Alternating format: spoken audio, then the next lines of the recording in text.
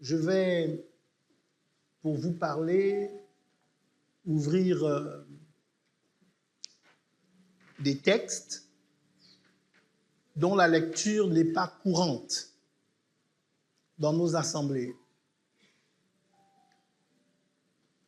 Et donc, je voudrais m'assurer que vous saurez me suivre.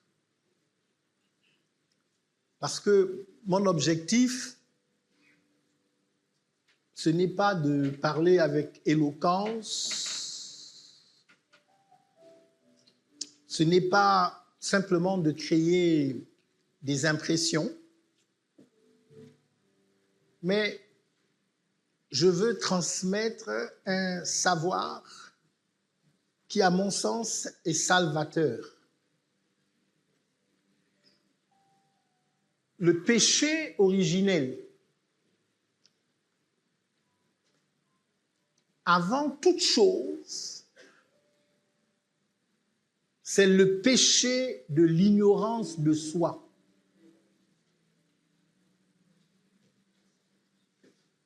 Le péché commis par l'homme au jardin d'Éden, c'est un péché qui résulte d'une crise identitaire. La question de l'identité est majeure parce que c'est dans notre identité que se trouvent nos situations. Les situations passées, les situations présentes et même les situations à venir. Nous sommes au 4e jour de cette série que j'ai intitulée « Le Code des premiers ». Et aujourd'hui, je veux parler sur le thème « Mes premiers », ton identité de pionnier. Je lis les textes qui vont nous servir, sur lesquels je m'appuierai pour les diverses démonstrations des oracles de Dieu. Mais maintenant, je lis dans 1 Corinthiens 15, les versets 20 jusqu'à 23. Je vais aller doucement.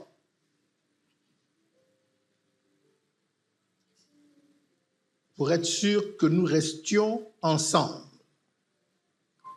Mais maintenant, Christ est ressuscité des morts. Il est les prémices de ceux qui sont morts.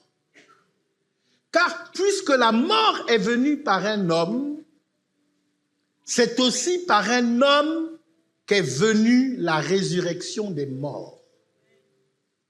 Et comme tous meurent en Adam, de même aussi, tous revivront en Christ, mais chacun en son rang. Christ comme prémisse, puis ceux qui appartiennent à Christ lors de son avènement. Je lis dans une version qui est déjà une version un peu explicative, c'est une version anglaise, la version Message. But the fact is that Christ has been raised up, the first in a long legacy of those who are going to leave the cemeteries.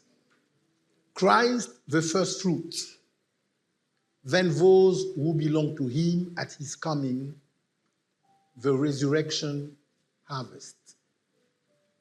Mais le fait est que, je traduis, mais le fait est que Christ est réellement ressuscité, le premier d'une lignée de ceux qui vont quitter les cimetières.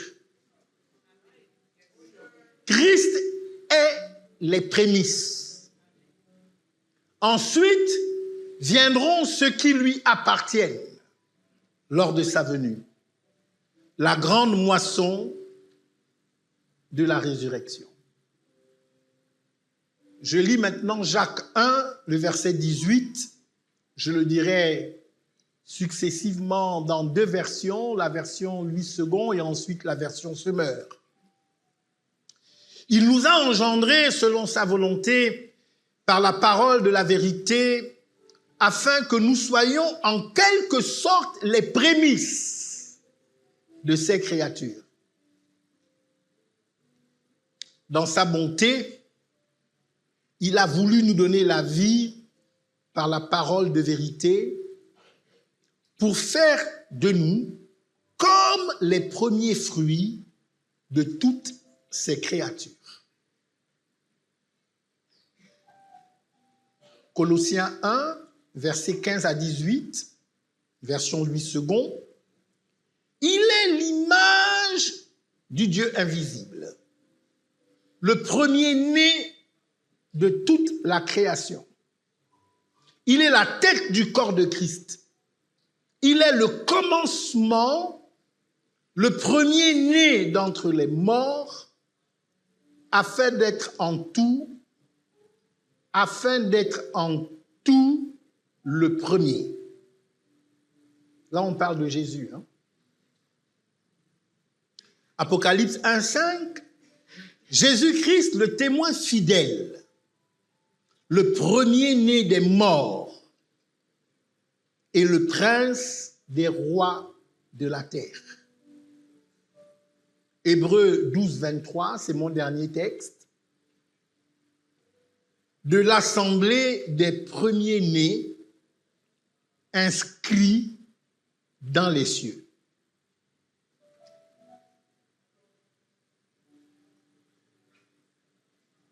Nous sommes à Pékin, en Chine, précisément le 16 août 2008, au Stade national.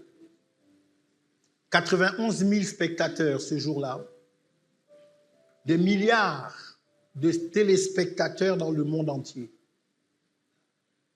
C'est la finale du 100 mètres, l'événement le plus regardé des Jeux olympiques. La course qui détermine l'homme le plus rapide du monde. Dans les starting blocks, ils sont 8.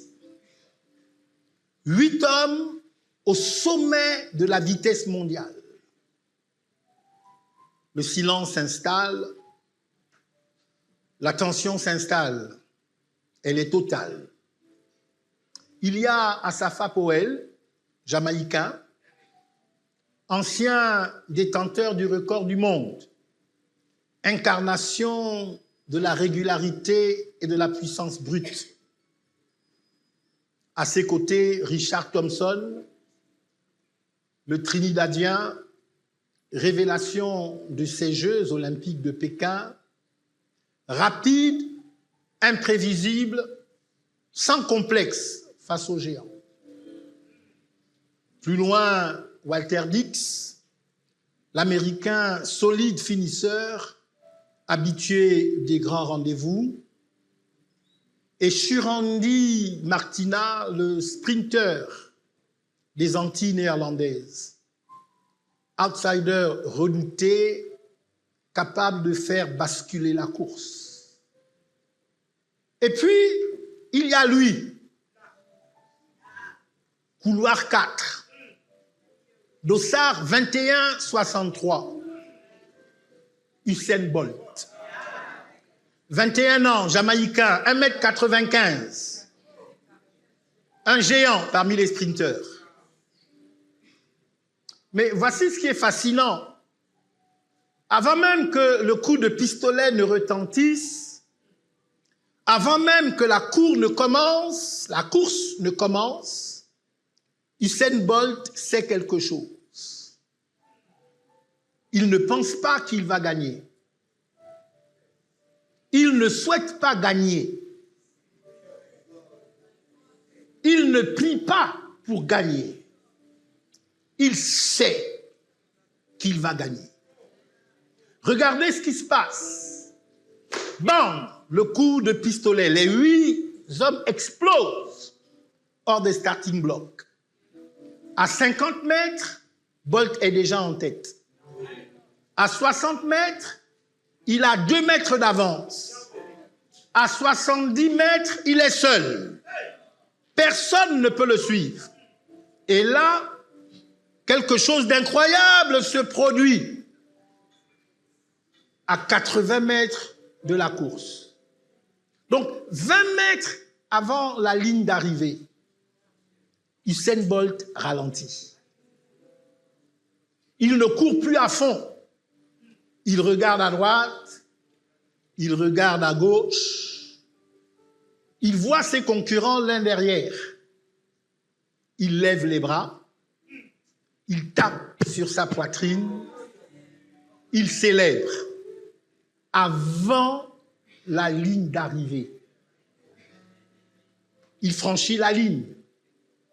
Record du monde, 9 minutes, 9 secondes, 69 centièmes.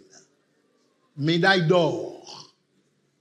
Mais bien plus que cela, Usain Bolt a envoyé un message au monde entier. Je ne suis pas venu ici pour espérer gagner. Je suis venu ici parce que je sais que je suis le meilleur, le premier. Église, permettez-moi de vous poser une question ce soir. Quelle est votre identité? Comment est-ce que vous regardez à vous-même? Es-tu quelqu'un qui essaie de réussir? Quelqu'un qui espère être béni? Ou encore quelqu'un qui prie pour que Dieu lui fasse la grâce de devenir et d'être le premier?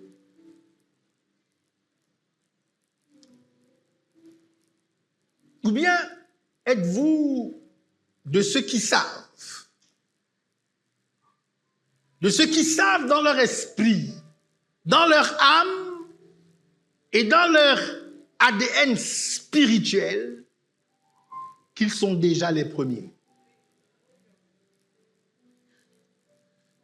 Parce que ce soir, je veux parler avec toi d'un sujet majeur. Celui de ton identité. Et plus précisément, de ton identité en Christ. Ce message est crucial dans notre contexte et particulièrement dans cette période-ci où nous allons à la conquête et à la conquête des nations. Je veux dire à quelqu'un que tu n'es pas un suiveur.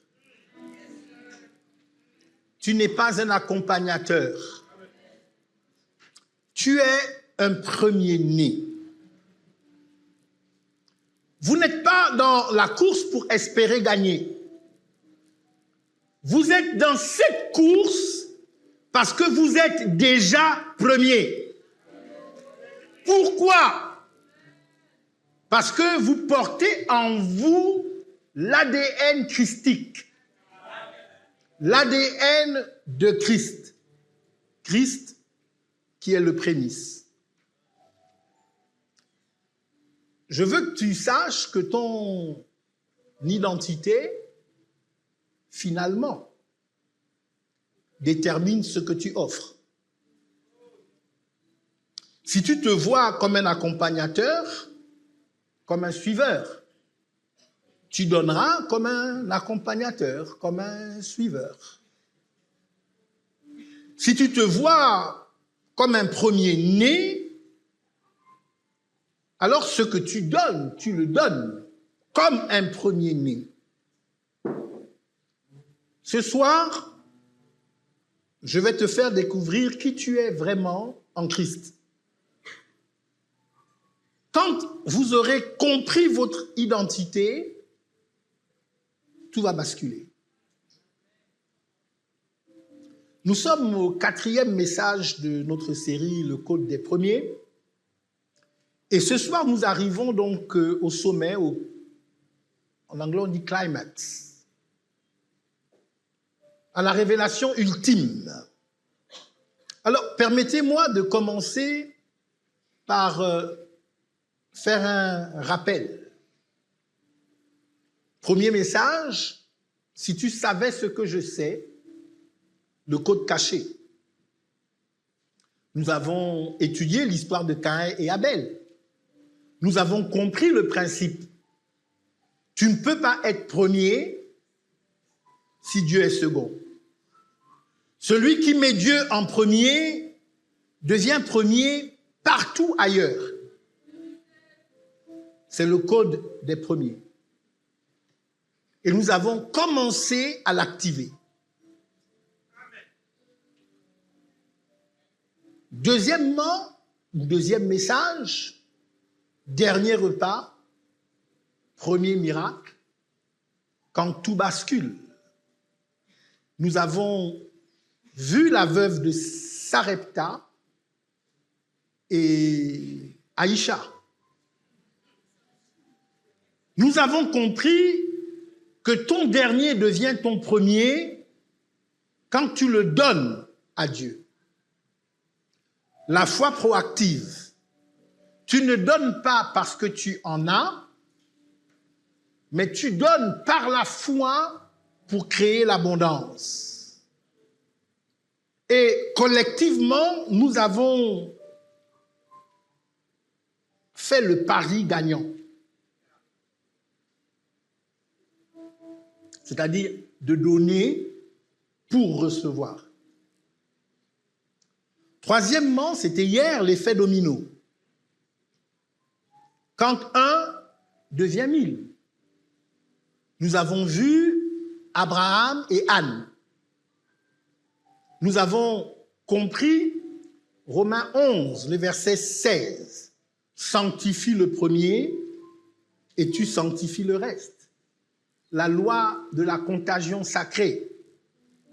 Quand tu sanctifies une partie, toute la masse est sanctifiée. Et nous avons commencé à activer l'effet domino. Donc, ces 3 messages vous ont enseigné quoi faire. Comment activer les prémices? Comment donner? Comment sanctifier? Je dis, les choses que j'ai partagées, je les ai partagées avec comme seul objectif de vous donner des outils pour reprendre le contrôle de votre avenir. Parce que, en ce qui me concerne, je refuse de me contenter de ce que j'ai expérimenté hier.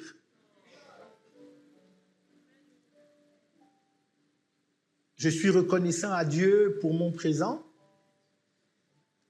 mais je désire tellement plus. Il doit y avoir plus. Et ces clés sont les clés que Dieu m'a données à moi.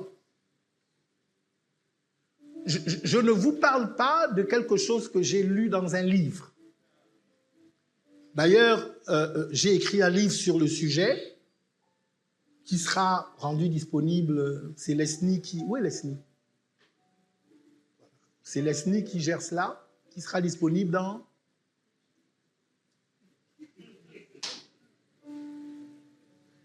Réponds-moi, Leslie. J'entends pas.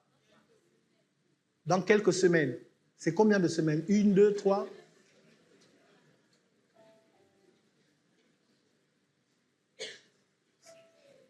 Combien? 5 semaines. C'est très tard. Je disais, je vous partage les choses que Dieu m'a partagées à moi. Et naturellement, je les partage dans la conscience que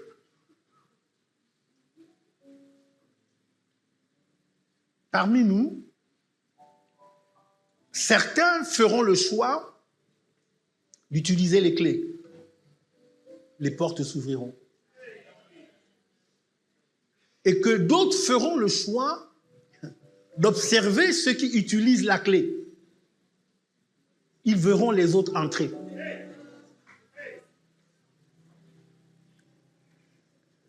Mais ce soir, je veux aller un peu plus loin. Je veux aller plus en profondeur.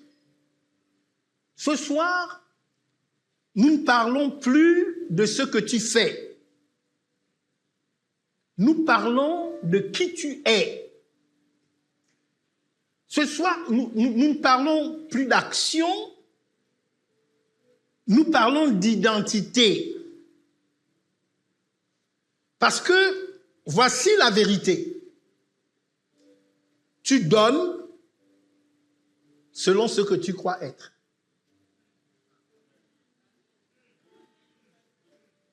Si tu crois que tu es pauvre, tu donnes comme un pauvre.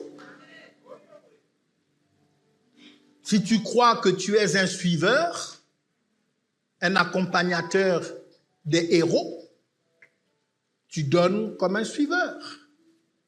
Mais si tu crois que tu es un premier-né de Dieu, tu donnes comme un roi.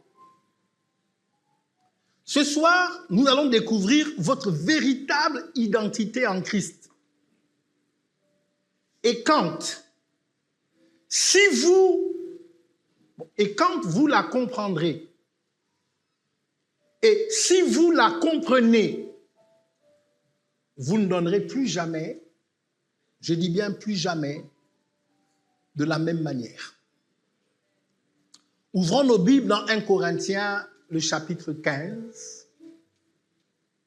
Vous pouvez déjà aussi mettre un marque-page à Jacques 1 et à Colossiens 1. Jacques 1, 18 dit ceci: « Il nous a engendrés afin que nous soyons en quelque sorte les prémices de ses créatures. » Nous là, c'est de nous qu'il est question. Donc vous êtes les prémices. Ce n'est pas ce que vous faites, c'est ce que vous êtes. C'est qui vous êtes. Ce soir, vous allez comprendre pourquoi Jésus est appelé les prémices. Comment est-ce que son identité de premier détermine votre identité? Pourquoi vous êtes appelé premier-né et qu'est-ce que cela signifie pratiquement? Qu'est-ce que ça implique? Comment votre identité transforme votre manière de donner, de vivre et de dominer? Donc, ce soir, ce n'est pas juste un message, c'est une révélation d'identité. Ce soir, vous allez découvrir que vous n'êtes pas un mendiant. Vous êtes un prince. Vous n'êtes pas un suiveur, vous êtes un pionnier. Vous n'êtes pas la queue, vous êtes la tête. Ton identité détermine ton offrande et ton offrande confirme ton identité. Nous allons au tombeau vide, au moment de la résurrection, à l'aube du premier jour, là où tout a changé, là où Jésus, le premier-né d'entre les morts, a écrasé la mort. Et là où votre identité de premier a été scellée pour l'éternité. Vendredi. Nous sommes un vendredi. Il est à peu près 3 heures de l'après-midi. Nous sommes à Golgotha, la colline du crâne. Jésus de Nazareth vient de mourir. Le ciel est noir. La terre a tremblé. Le voile du temple s'est déchiré du haut en bas. Les soldats romains percent son côté avec une lance. Du sang et de l'eau sortent. Il est mort. Il est vraiment mort. Joseph d'Arimathée et Nicodème prennent son corps. Ils l'enveloppent dans un linceul avec des aromates. Ils le déposent dans un tombeau neuf, caillé dans le roc. Une pierre est roulée devant l'entrée. Le tombeau est scellé. Les gardes romains sont postés. Samedi, c'est le jour du sabbat. Silence. Les disciples sont terrifiés. Ils se cachent. Ils sont désespérés. Leur rabbi est mort. Leurs rêves sont morts. Leur espoir est mort. Pierre pleure. Il a renié Jésus 3 fois. Jean pleure. Il a vu son maître mourir. Marie-Madeleine pleure. Marie, c'est celle qui avait été délivrée de 7 démons. Tout est fini. La mort a gagné. Le diable a triomphé. Le tombeau a le dernier mot. Ou pas? Dimanche matin, le premier jour de la semaine, avant l'aube, il fait encore noir. Marie-Madeleine se lève. Elle prend des aromates, elle va au tombeau pour embaumer le corps, pour dire un dernier adieu. Elle arrive au tombeau et elle voit quelque chose d'impossible. La pierre, la grosse pierre, elle a été roulée. Le tombeau est ouvert. Elle court. Elle trouve Pierre et Jean. Elle dit, ils ont enlevé le Seigneur du tombeau. Pierre et Jean courent au tombeau, ils entrent. Le linceul est là, plié. Mais le corps, disparu. Marie reste au tombeau, elle pleure. Elle se penche, elle regarde à l'intérieur. Et là, elle voit 2 anges vêtus de blanc, assis là où le corps de Jésus avait été déposé. Les anges posent la question, « Femme, pourquoi pleures-tu » Marie, « Parce qu'ils ont enlevé mon Seigneur et je ne sais où ils l'ont mis. » Elle se retourne, elle voit un homme, elle pense que c'est le jardinier. « Femme, pourquoi pleures-tu? Qui cherches-tu » Marie répond, « Seigneur, si c'est toi qui l'as emporté, dis-moi où tu l'as mis et je le prendrai. » Marie. Marie. Un seul mot. Son nom. Et elle le reconnaît. Marie crie, « Rabouni, maître !» Il est vivant. Jésus est vivant. La mort n'a pas gagné. Le tombeau n'a pas retenu le prince de la vie. L'enfer n'a pas pu le garder. Il est ressuscité. Mais voici ce que vous devez comprendre. Jésus n'est pas simplement ressuscité. Il est le premier à ressusciter. Avant lui, dans l'histoire de Dieu et des hommes, certains sont revenus à la vie.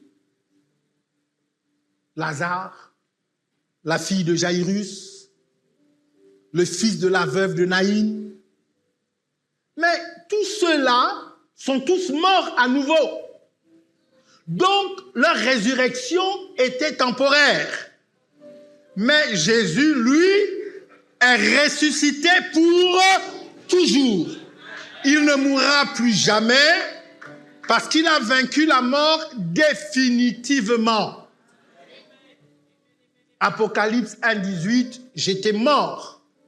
Et voici, je suis vivant au siècle des siècles. Je tiens les clés de la mort et du séjour des morts. C'est pour ça que 1 Corinthiens 15, le verset 20 dit, Christ est ressuscité des morts. Il est les prémices de ceux qui sont morts. Les prémices. Il est donc le premier d'une grande moisson. Il est le prototype de la résurrection finale. Jésus n'est pas ressuscité seulement pour lui-même. Il est ressuscité comme le premier d'une très longue lignée. Il est premier et tous ceux qui lui appartiennent vont le suivre, donc seront aussi premiers. C'est pour ça que Paul dit dans 1 Corinthiens 15, 23, Christ comme prémisse, puis ceux qui appartiennent à Christ. Jésus est le premier, nous sommes les suivants et nous appartenons à la même moisson. Je pense que vous ne me suivez pas bien. Mais je vais quelque part. Il y a quelque chose de plus profond encore. Verset 45-47, il dit ceci. Le premier homme, Adam, devint une âme vivante. Le dernier Adam est devenu un esprit vivifiant. Le premier homme tiré de la terre est terrestre. Le second homme est du ciel. Donc, Adam était le premier de l'ancienne humanité. L'humanité du péché. L'humanité de la mort. Mais ce que la Bible nous enseigne, c'est que Jésus est le premier d'une nouvelle humanité. L'humanité de la justice. L'humanité de la vie éternelle. En Adam, tous meurent ou tous sont morts. En Christ, tous revivront. Adam a ouvert la porte de la mort. Jésus a ouvert la porte de la vie. Adam a introduit la malédiction. Jésus a introduit la bénédiction. Adam nous a rendus tous pécheurs. Jésus nous a rendus tous justes. Tout cela paraît bien théorique. Mais qu'est-ce que cela signifie pour vous? Vous n'appartenez plus à l'ancienne humanité d'Adam. Vous appartenez à la nouvelle humanité de Christ. Vous n'êtes plus défini par votre histoire, par votre passé. Vous n'êtes plus défini par vos expériences. Maintenant, vous êtes défini par lui. Vous n'êtes plus des descendants de la mort. Vous êtes des descendants de la résurrection. Vous portez l'ADN du premier-né d'entre les morts. Creusons encore. Dans ce que je dis, il y a un potentiel pour changer votre vie. Jacques 1, 18 dit ceci, « Il nous a engendrés selon sa volonté, par la parole de vérité, afin que nous soyons en quelque sorte les prémices de ces créatures. » Alors, je vais comparer plusieurs traductions. Afin que nous soyons en quelque sorte les prémices de ces créatures, version seconde, se meurt pour faire de nous comme les premiers fruits de toutes ces créatures. Premièrement, notez qu'il nous a engendrés, pas créés. Ceux qui connaissent le credo ou la confession de foi, le credo universel, ou la confession de foi qui forme notre christianisme, savent qu'au sujet de Jésus, on dit qu'il a été engendré et non pas créé. Parce que l'idée d'engendrer, c'est que, en fait, seul un père peut engendrer un fils. Ça implique que le fils a le même ADN que son père. On peut créer quelque chose à partir d'éléments extérieurs à soi. Le mot qui est utilisé ici, c'est engendrer, pas créer. Donc, ce que ce mot suggère ou indique, c'est que nous avons exactement le même ADN que lui, afin que nous soyons.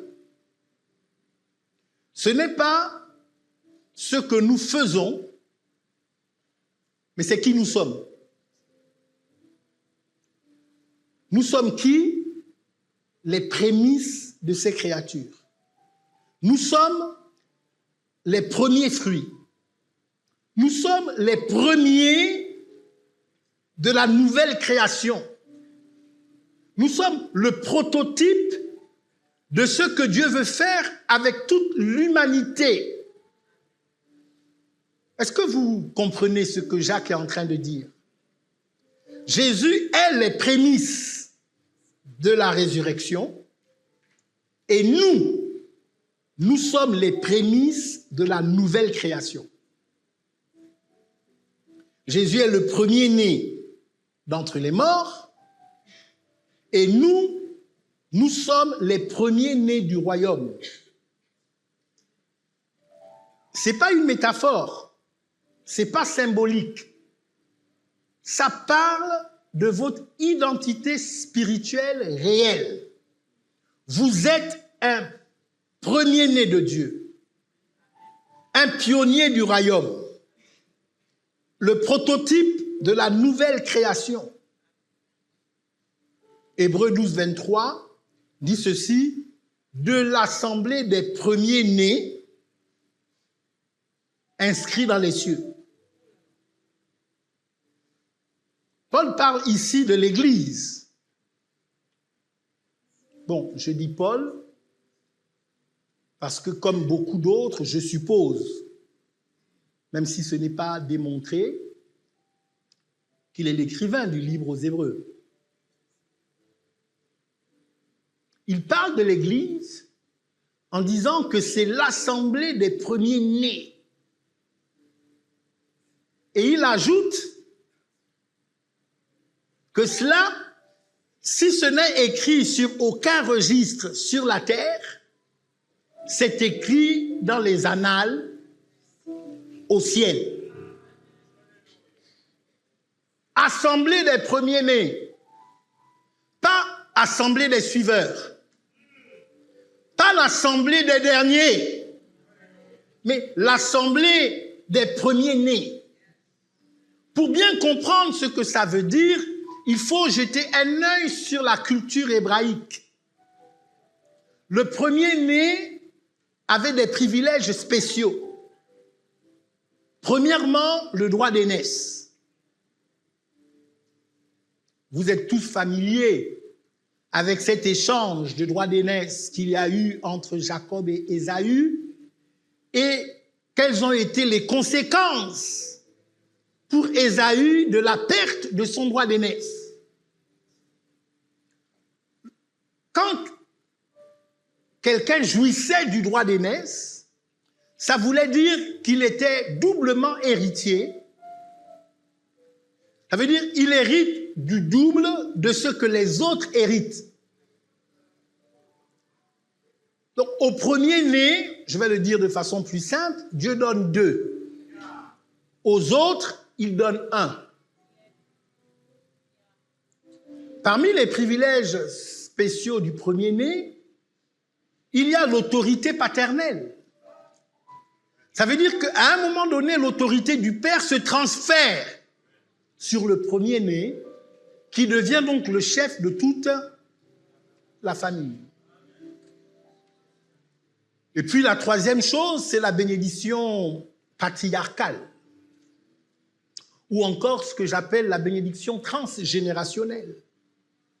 C'est-à-dire la bénédiction qui se transmet de génération en génération. C'est pour cette bénédiction qu'il y a eu conflit entre Jacob et Ésaü devant Isaac. C'est cette bénédiction que lui-même avait héritée de son père Abraham, qu'il a transmise à Jacob et qui a permis à Jacob de devenir l'ancêtre de Christ en passant par David, de sorte que finalement Jacob a reçu un trône royal qui durera d'éternité en éternité.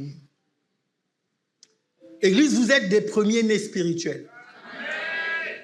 Cela signifie que vous avez un héritage double. Vous n'héritez pas comme le monde hérite, mais vous héritez comme Christ hérite. C'est en cela que la Bible dit que l'Esprit de Dieu rend témoignage à mon esprit que je suis enfant de Dieu, héritier de Dieu et co-héritier de Christ.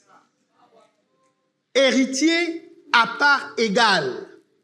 Christ a-t-il reçu quelque chose? Mike Joktan l'a reçu aussi. Tu peux mettre ton nom. Christ a-t-il reçu quelque chose?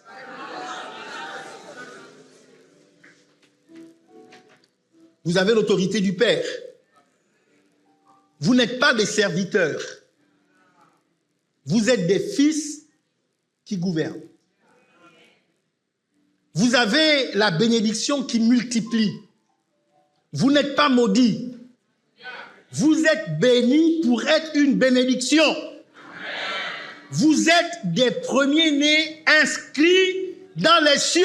Votre nom est dans le livre. Votre place est garantie. Votre héritage est sécurisé.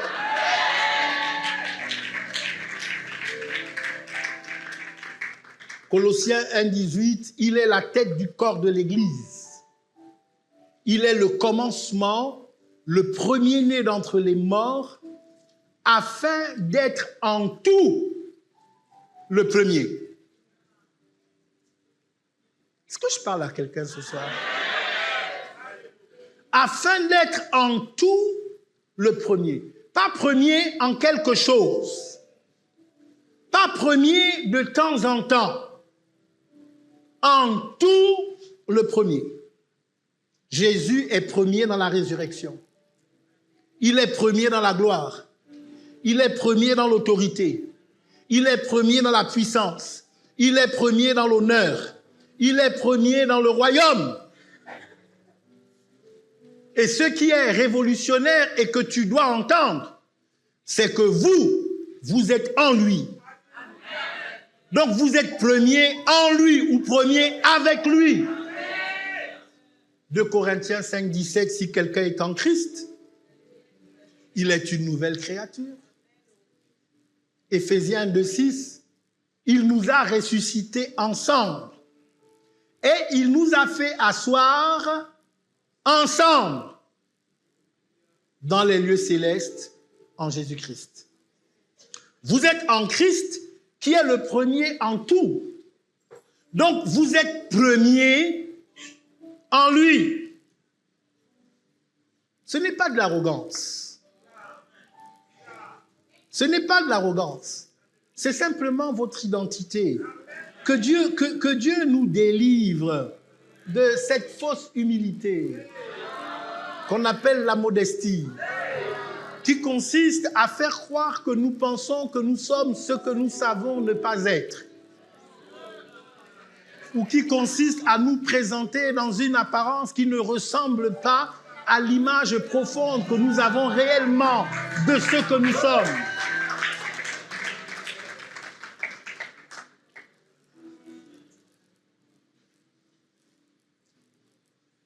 Lisons encore le verset 20 et 23 du chapitre 15, du moins les versets 20 et 23 du chapitre 15 de 1 Corinthiens. Christ est ressuscité des morts. Il est les prémices de ceux qui sont morts. Christ comme prémisse, puis ceux qui appartiennent à Christ. Version du semeur, Christ est revenu à la vie, le premier d'une grande moisson de ressuscités. La version anglaise, Message, je ne vais pas le lire, dit « The Resurrection Harvest », la moisson de résurrection.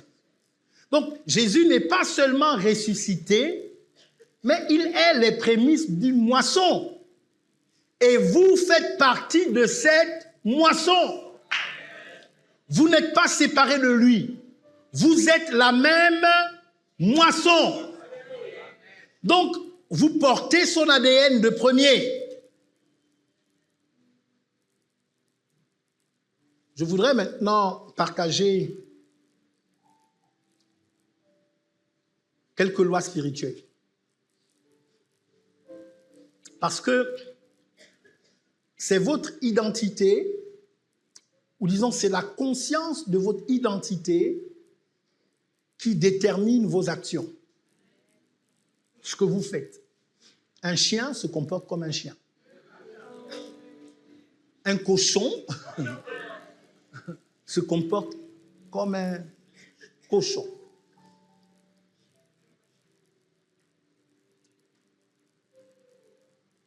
La première loi dont je veux parler, c'est la loi d'identité. Ton identité détermine ton action. Ton action confirme ton identité. Regardez comment cela fonctionne. Je vais prendre 3 exemples. Oui, j'ai du temps. Je prends 3 exemples. Le premier exemple, c'est celui de Pierre. Pierre est dans la barque. Nous sommes dans Matthieu 14. Jésus marche sur l'eau. Pierre dit, « Seigneur, si c'est toi, ordonne-moi d'aller vers toi sur les eaux. » Jésus dit, « Viens. » Pierre marche sur l'eau. Pourquoi? Parce que, à ce moment précis, Pierre se voit exactement comme Jésus le voit. Il se voit capable de faire l'impossible. Il se voit capable de marcher sur l'eau. Mais pendant qu'il est en train de marcher sur l'eau, il y a des vagues et du vent. Pierre détourne son regard. Il doute de son identité et il coule. Tant qu'il se voyait comme quelqu'un qui peut marcher sur l'eau, il marchait sur l'eau. Dès qu'il s'est vu comme quelqu'un qui coule, il a coulé. Ton identité détermine ton action. Le deuxième exemple, c'est celui de David et Goliath, 1 Samuel 17. David affronte Goliath. David est un jeune berger de 17 ans. Goliath, c'est un géant, c'est un militaire chevronné. Il fait plus de 3 mètres de hauteur. Tout le monde dit à David, tu es trop jeune, tu n'as pas d'expérience, tu vas mourir. Mais David dit ceci, il dit, l'Éternel qui m'a délivré de la griffe du lion et de la patte de l'ours me délivrera de la main de ce Philistin. David donc ne se voit pas comme un berger, mais il se voit comme un guerrier loin de Dieu. Il se voit comme un vainqueur. Et parce qu'il se voit comme un vainqueur, il agit comme un vainqueur. Il court vers Goliath, il le tue, il l'égorge et il présente sa tête comme un trophée.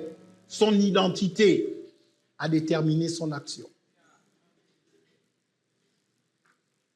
Dernier exemple, les 12 espions, nombres 13 et 14. 12 espions vont explorer Canaan. 10 reviennent avec un mauvais rapport. Ils disent ceci: nous étions à nos yeux comme des sauterelles. Et nous l'étions aussi à leurs yeux. Dans cette phrase, il y a quand même quelque chose de bizarre. Comment est-ce qu'ils savaient? Souvent, le regard que vous pensez que les autres ont sur vous est fonction du regard que vous avez vous-même sur vous-même. Mais Josué et Caleb disent: montons, emparons-nous du pays, car nous pouvons le vaincre. Les 10 se voyaient comme des sauterelles. Josué et Caleb se voyaient comme des concurrents qui finalement étaient entrés dans la terre promise. Josué et Caleb. Ton identité détermine ton action. Et ton action confirme ton identité. Maintenant, je voudrais qu'on applique ce principe aux prémices. Si tu te vois comme un pauvre, tu donneras comme un pauvre. Tu donneras les restes. Tu donneras ce qui est insignifiant. Tu donneras avec peur. Vous savez, beaucoup de gens, le dimanche matin, ce qu'ils mettent dans la corbeille à offrande, c'est la monnaie de ce que le taxi leur a rendu quand ils arrivaient ici. Si tu te vois comme un mendiant, tu donneras comme un mendiant. Tu donneras en espérant recevoir. Tu donneras avec calcul. Tu donneras avec hésitation. Mais si tu te vois comme un premier-né de Dieu, tu donneras comme un roi. Tu donneras le premier, tu donneras le meilleur, tu donneras avec joie, tu donneras avec autorité, tu donneras avec assurance. Pourquoi? Parce que tu sais qui tu es. Abel a donné les premiers-nés parce qu'il se voyait comme quelqu'un qui honore Dieu en premier. Abraham a donné Isaac parce qu'il se voyait comme l'ami de Dieu, Dieu à qui on peut tout confier. Anne a donné Samuel parce qu'elle se voyait comme une femme de vœu qui honore ses promesses. Donc ton identité détermine ton offrande confirme ton identité. Si tu veux donner comme un premier, commence par te voir comme un premier. Si tu veux donner comme un premier-né, commence par comprendre que tu es un premier-né. Ton identité détermine ton offrande. Ton offrande confirme ton identité. Vous savez que moi, j'ai grandi dans une famille qui était religieuse. On allait, en tant qu'enfant, je m'en souviens, on allait régulièrement à l'église.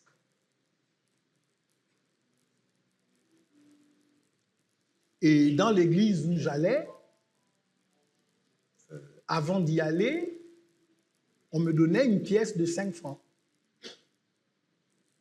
Bon, quand on avait donné beaucoup, c'était 25.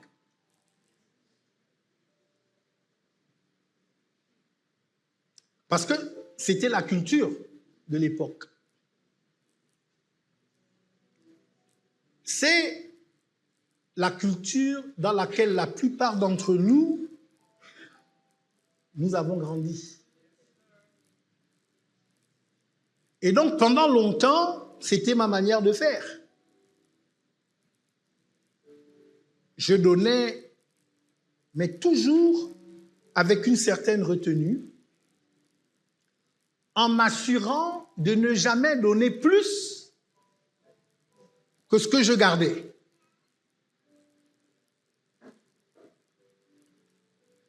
J'étais encore très jeune lorsque Dieu a commencé à me parler et qu'il m'a enseigné quelque chose de fondamental. Je pense que j'avais 14 ans. C'est certainement la deuxième fois que Dieu me parlait avec autant de clarté. La première fois que j'entends la voix audible de Dieu qui me parle, Dieu me dit 2 mots. Il me dit « pense grand ». J'ai des difficultés aujourd'hui, quel que soit ce dans quoi je m'engage, à penser petit. Mais la deuxième fois que Dieu me parle avec clarté, je parle de quelque chose qui se passe il y a plus d'une trentaine d'années en arrière. Ça se fait, entre autres, à l'aide d'une vision. Et dans cette vision claire que Dieu m'a donnée, j'ai compris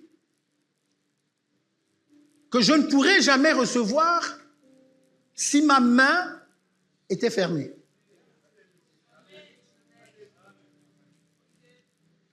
La seule façon pour recevoir quelque chose, à un moment donné, il faut ouvrir la main.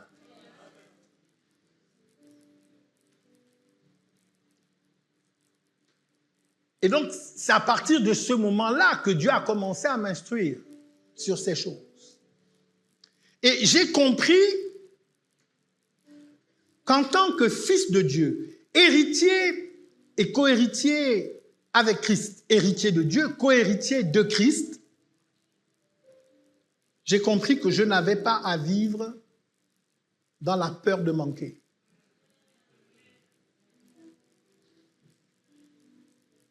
Vous savez, beaucoup d'entre vous, vous êtes pingres et avares parce que vous avez peur de l'avenir.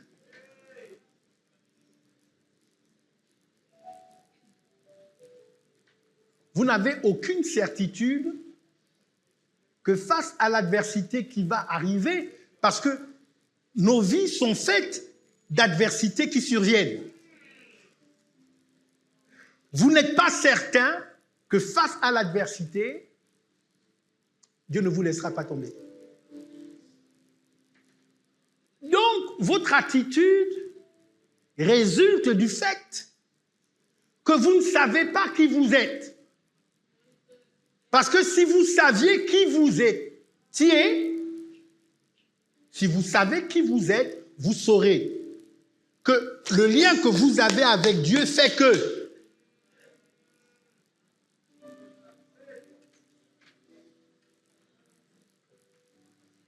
c'est dans ce contexte-là que j'étais à Tulsa, j'étais à Dallas, sur le campus de Christ pour les Nations. Et c'était des années difficiles pour moi, très difficiles. Pendant toute la période de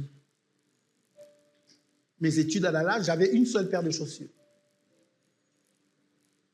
Une seule. Lorsqu'elle se cassait, je partais chez le cordonnier et on rafistolait. Dans cette période-là, sur le campus, il y avait une sorte de cafétéria. L'évêque Michel connaît cette cafétéria. Et on pouvait manger des frites. Il y avait des frites épicées comme ça, là. Pour $2. En fait, la frite nature faisait, je crois, $1,50 et puis les frites épicées faisaient $2. Et c'était l'endroit où on se retrouvait avec les autres étudiants en fin de journée, parce que c'est aussi là, je crois, qu'il y avait un écran de télévision qu'on pouvait regarder, parce que sur le campus, on n'avait pas le droit d'avoir la télévision dans les chambres. Donc, c'était le seul endroit où on pouvait avoir accès à la télévision. Et donc, on se retrouvait souvent dans cette cafétéria et puis on partageait les frites. Et moi, j'avais jamais les 1 dollar, les 2 dollars pour acheter les frites. Et donc, je devais toujours dépendre de la générosité de quelqu'un, okay, qui acceptait de m'acheter ma barquette de frites. Naturellement, le regard que j'avais sur moi-même faisait que je ne voulais pas manger dans la barquette de quelqu'un d'autre. Vous savez, j'avais faim, mais même dans ce contexte-là, oh, quand même.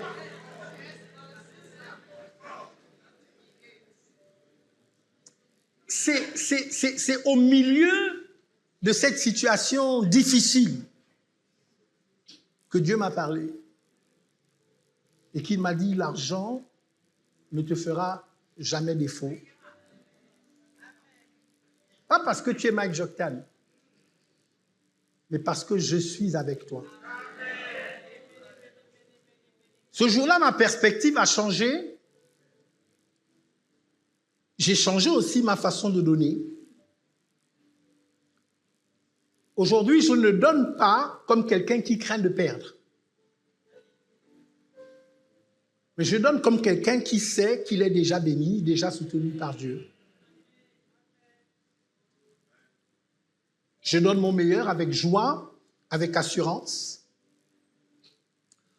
Parce que je sais que mon identité n'est pas celle d'un mendiant. Mon identité est celle d'un premier-né de Dieu, d'un fils bien-aimé. Et c'est comme cela d'ailleurs que Dieu a commencé à m'ouvrir des portes. Et parce que les portes se sont ouvertes, j'ai compris que je devais rattraper le niveau de mes portes au travers de ce que je donne. Vous savez, vous avez des gens, vous êtes arrivés dans la maison de Dieu, vous viviez avec peut-être 100, 150 000 francs par mois. Et puis Dieu a commencé à vous bénir, maintenant vous gagnez 1 million. Mais vous continuez à donner à Dieu comme vous donniez quand vous gagnez 150 000. En fait, tout ce que vous êtes en train de faire, c'est que vous fermez la porte de la prochaine étape. Et ce que vous exemplifiez, c'est qu'en réalité, vous êtes à une identité de retard. Vous vous voyez plus petit que ce que vous êtes en réalité. Vous fonctionnez comme des esclaves, alors qu'en réalité, vous êtes déjà des rois. Je disais, c'est ainsi que Dieu a commencé à ouvrir des portes pour moi, que j'ai commencé à donner plus. Mais je suis bien conscient que ce n'est pas parce que j'ai donné plus que tout a changé, mais c'est parce que j'ai compris qui je suis et que j'ai donné plus que tout a changé. Je prie que ce soit la même chose pour chacun d'entre vous ce soir. Quand vous comprendrez qui vous êtes, des premiers-nés, des porteurs d'ADN de Christ, des héritiers du royaume, votre manière de donner va changer. Et quand votre manière de donner change, votre vie aussi change.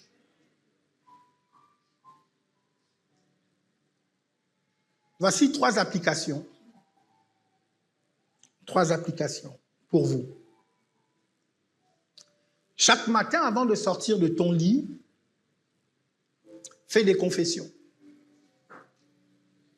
Ce n'est pas difficile d'écrire une confession sur son téléphone, sur son iPad, ou même sur un tableau qu'on colle quelque part sur le mur de sa chambre.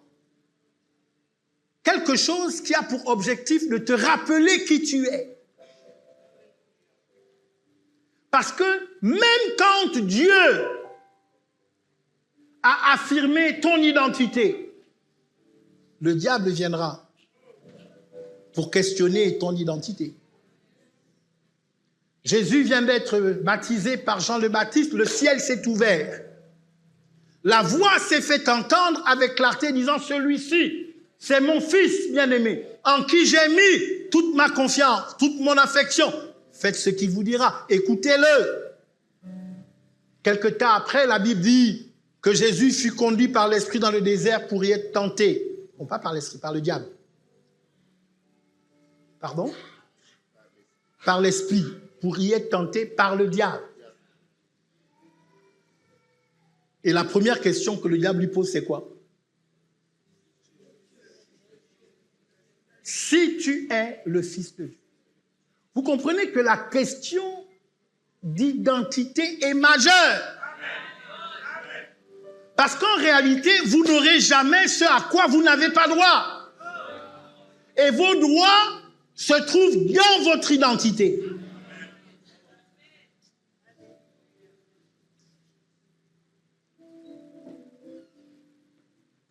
Écrivez quelque part, je suis premier-né de Dieu. Je porte l'ADN de Christ, les prémices. Je ne suis pas un suiveur, je suis un premier. Je ne suis pas la queue, je suis la tête.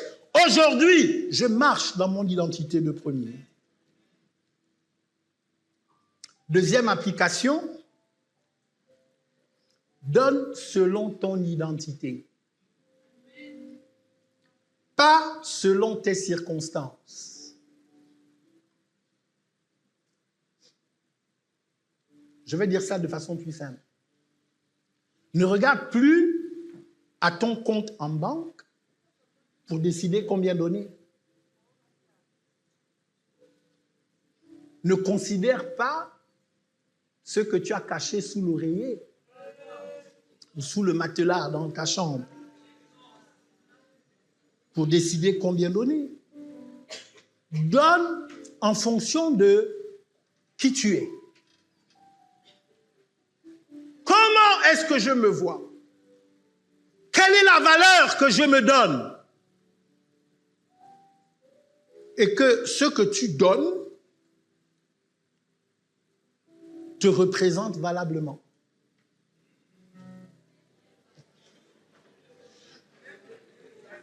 Je reprends.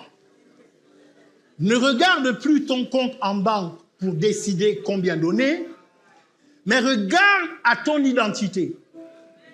Qui tu es? Tu es un premier-né, alors donne comme un premier-né. Tu es un héritier du royaume, donne comme un héritier. Tu es porteur de l'ADN de Christ, donne comme Christ donnerait. Je fais une petite parenthèse, ce n'est pas dans mes notes. Mais je voudrais quand même que vous ayez à l'esprit que Jésus n'a pas donné un peu. Jésus s'est donné entièrement, il est mort. Application 3, confirme ton identité par tes actions. Ce soir, je vais t'appeler à donner une offrande. Mais cette offrande, ce n'est pas juste de l'argent, c'est une déclaration d'identité. Quand tu donnes, tu dis, je ne suis pas un mendiant. Dis ça, je ne suis pas un mendiant. Je suis un fils. Je ne suis pas un suiveur. Je suis un premier. Je confirme mon identité par mon action. Ton identité détermine ton offrande confirme ton identité. Nous sommes arrivés au sommet de notre série. Je suis en train d'atterrir.